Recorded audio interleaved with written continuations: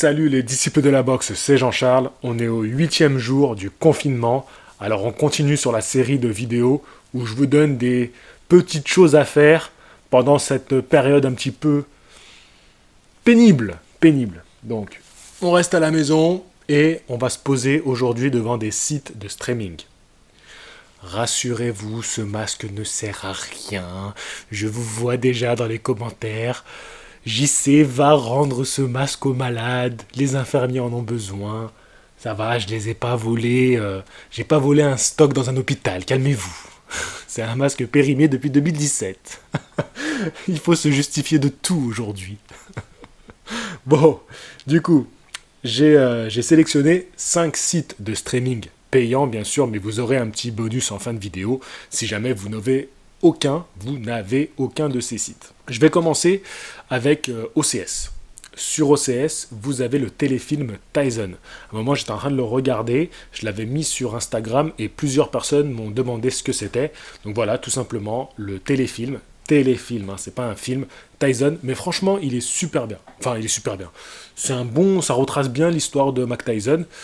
Donc, je vous en reparlerai très bientôt. Cette semaine, je vous promets que je vous fais le résumé de ce bouquin. Voilà, Tyson, le cauchemar américain. Je vous en parle dans la semaine. Promis, je vous fais une vidéo dessus. Et c'est Michael J. White, je crois que c'est comme ça qu'il s'appelle exactement, l'acteur qui joue le rôle de Tyson. Et franchement, il le tient bien. Parce que c'est pas facile de pouvoir refaire la gestuelle d'un Mike Tyson. Et pour le coup, lui, il le fait plutôt bien. Bon, après, c'est vrai que lui, il a un parcours dans les arts martiaux, les stéroïdes, tout ça. Donc, c'est vrai qu'il connaît son sujet. Mais non, franchement, il tient bien le perso. Et voilà, c'est tout. Ensuite, je vous donne Megalobox sur ADN. Voilà, je passe à une animation, donc une animation japonaise sur ADN. ADN, c'est une plateforme que j'aime bien, il y a plein de choses dessus.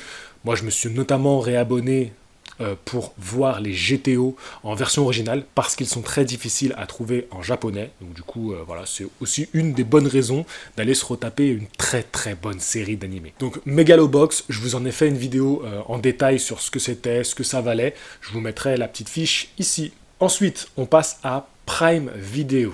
Alors là, il y a quelque chose de vraiment pas mal. Donc c'est Mohamed Ali, King of the World. C'est un film un peu documentaire, mais bon, c'est quand même un film qui va revenir sur la période où Mohamed Ali a refusé de partir avec l'armée américaine pour faire la guerre au Vietnam. Et en fait, ça va revenir sur les juges qui devaient prendre la décision par rapport à Mohamed Ali. Est-ce qu'ils devaient le sanctionner ou non? Et c'est pas mal parce qu'on a des images d'archives où on voit Mohamed Ali qui prend la parole, mais c'est toute l'affaire surtout un peu médiatique et sociale. Quel positionnement devait prendre ce tribunal par rapport au positionnement de Mohamed Ali?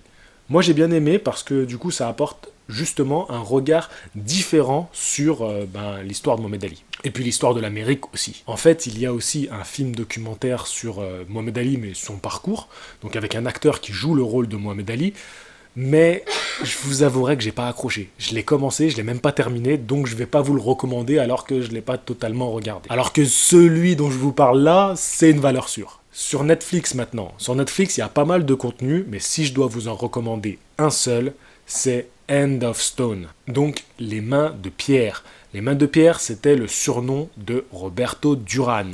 Roberto Duran, énorme champion, franchement. J'ai même pas à en dire plus, tapez juste son nom sur YouTube et allez mater ça. Mais je ne connaissais pas vraiment son histoire personnelle. Et ce film-là, impeccable, ça vous ramène vraiment dans l'histoire de Roberto, à travers sa vie personnelle, son enfance, les rapports qu'il a pu avoir avec sa femme, il a une famille assez nombreuse. Franchement, vachement bien. Très bien, on voit bien un peu le caractère du bonhomme dans ce film-là. La performance d'acteur, alors j'ai mangé son nom, mais moi je l'avais vraiment beaucoup aimé dans le film Carlos.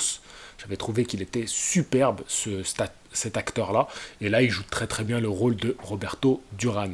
Il y a aussi la performance d'acteur de Usher, qui joue le rôle de Ray Leonard. Franchement, bravo. Bravo à lui, parce qu'il faut le faire. Interpréter un boxeur comme ça, c'est pas si simple. Donc, franchement, bravo à lui. Je suis pas un fan de l'artiste, tu vois. Mais là, il m'a bluffé. Donc, si vous devez voir un film sur Netflix, je vous recommande celui-là. Il y a aussi Million Dollar Baby, bien sûr, une référence absolue.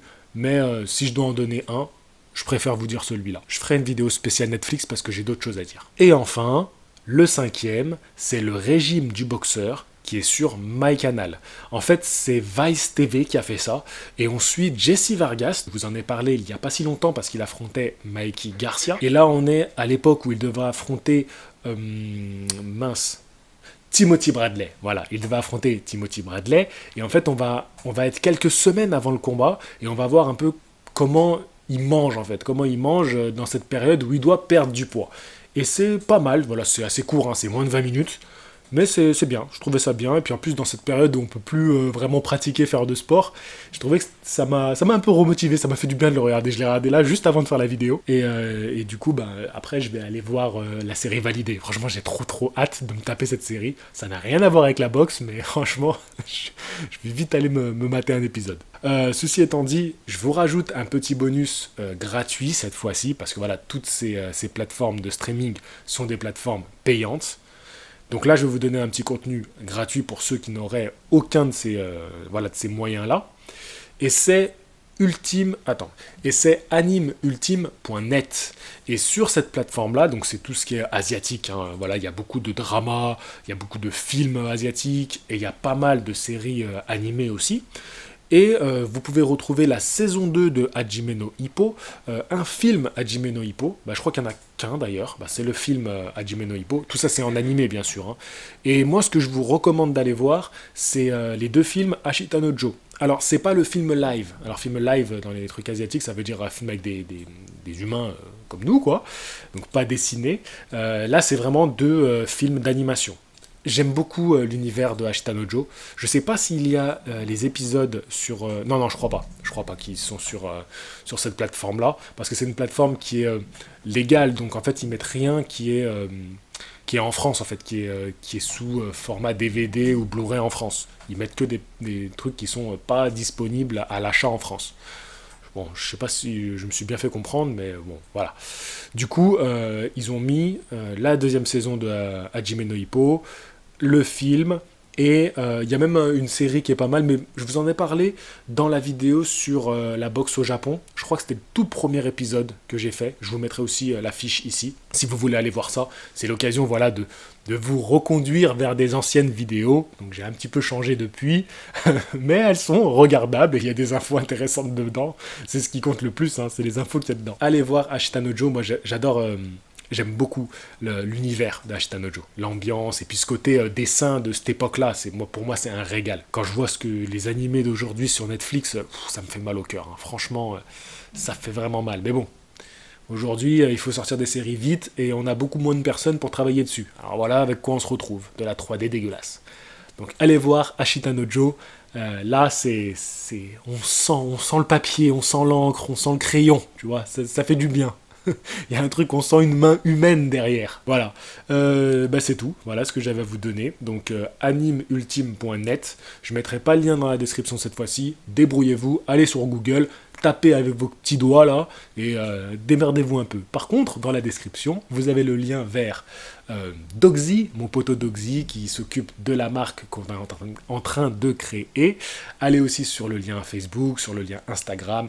Gonflez un petit peu les abonnements. Ça me ferait très plaisir.